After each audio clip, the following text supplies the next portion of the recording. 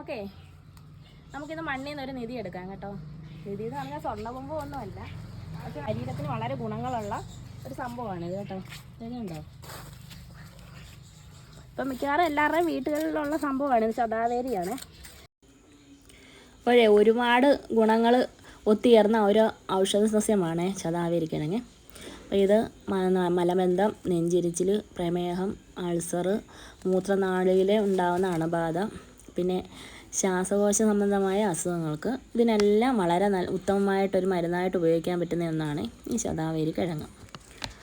ഇത് പിന്നെ അതേപോലെ ദഹന പ്രശ്നങ്ങൾക്കും ഒക്കെ നല്ല ഒരു മരുന്നായിട്ട് നമുക്ക് ഇത് ഉപയോഗിക്കാവേ. പിന്നെ സ്ത്രീകളുടെ പ്രത്യുൽപാദന ആരോഗ്യം നിലനിർത്തുന്നതിനുമായി ബന്ധപ്പെട്ടിട്ടേ പണ്ട് മുതലേ ആയുർവേദത്തിൽ പ്രധാനമായിട്ടും ഉപയോഗിച്ചു പോകുന്ന ഒരു മരുന്നായിരുന്നു ശതാവേരി.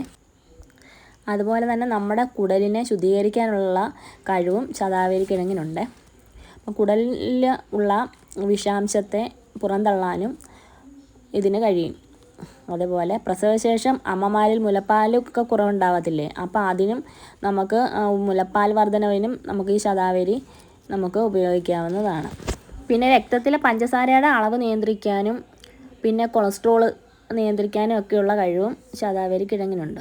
അപ്പോൾ ചുരുക്കം പറഞ്ഞു കഴിഞ്ഞാൽ ഒരുപാട് ഔഷധ ഗുണങ്ങൾ ഉള്ള ഒരു ഔഷധ സസ്യം തന്നെയാണ് ശതാവേരി കിഴങ്ങ്.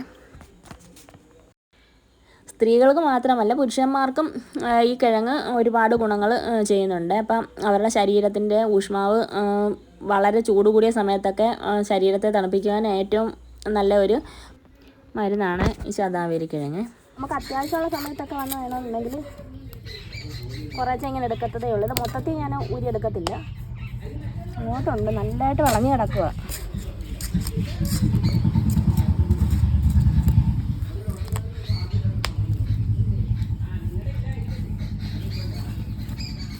കണ്ടോ, ഇതേപോലെ തന്നെ മുടി കിടക്കുന്ന മുടി പോലെ കണ്ടോ, ഇതേപോലെ അപ്പുറത്തെ സൈഡിലും ഉണ്ട്. നമ്മുടെ കാച്ചിലിൻ്റെയൊക്കെ മുടി നിൽക്കുന്ന പോലെ തന്നെ നിൽക്കുന്നത് മൊത്തം ഇതിൻ്റെ കിഴങ്ങാണ്. താഴോട്ട് ഇതിൻ്റെ കിഴങ്ങ് നിൽപ്പുണ്ട്. അതുണ്ടോ,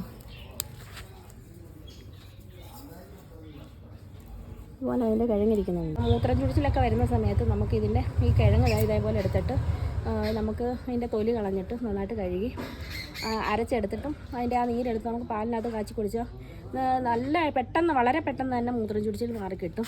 മൂത്രത്തിൽ പഴുപ്പും മൂത്രം ചുഴിച്ചിലിനൊക്കെ വളരെ നല്ലൊരു ഔഷധമായിട്ടാണ് നമ്മൾ ഈ ശതാവേരി കിഴങ്ങ് ഉപയോഗിക്കുന്നത്.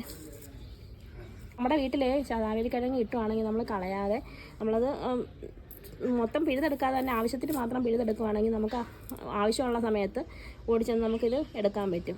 ഇതൊക്കെ നമുക്ക് അങ്ങാടിക്കടയിലൊക്കെ കൊടുത്താലും നല്ല വില കിട്ടുന്ന ഒരു സംഭവമാണ് ഈ ശതാവേരി കിഴങ്ങ്. അപ്പോൾ ഇത് എല്ലാവരും കിട്ടുകയാണെന്നുണ്ടെങ്കിൽ അത് മാക്സിമം ഉപയോഗിക്കാൻ ശ്രമിക്കുക. ഇപ്പോൾ സ്ത്രീകൾക്ക് മാത്രമല്ല എല്ലാവർക്കും ഈ ശതാവേരി കിഴങ്ങ് മൂത്രസംബന്ധമായ അസുഖങ്ങൾക്കൊക്കെ ഉപയോഗിക്കാൻ പറ്റുന്നതാണ്. അച്ചാറൊക്കെ ഇട്ട് ഉപയോഗിക്കും. പക്ഷേ ഇതിനൊരു ചെറിയൊരു ചെടുപ്പ് പോലുണ്ട്. അപ്പോൾ അത് എല്ലാവർക്കും ഇതിൻ്റെ ആ ചുവ ഇഷ്ടപ്പെടത്തില്ല. അപ്പം ഇത് ഭയങ്കര ഗുണമുള്ള സാധനമാണ്.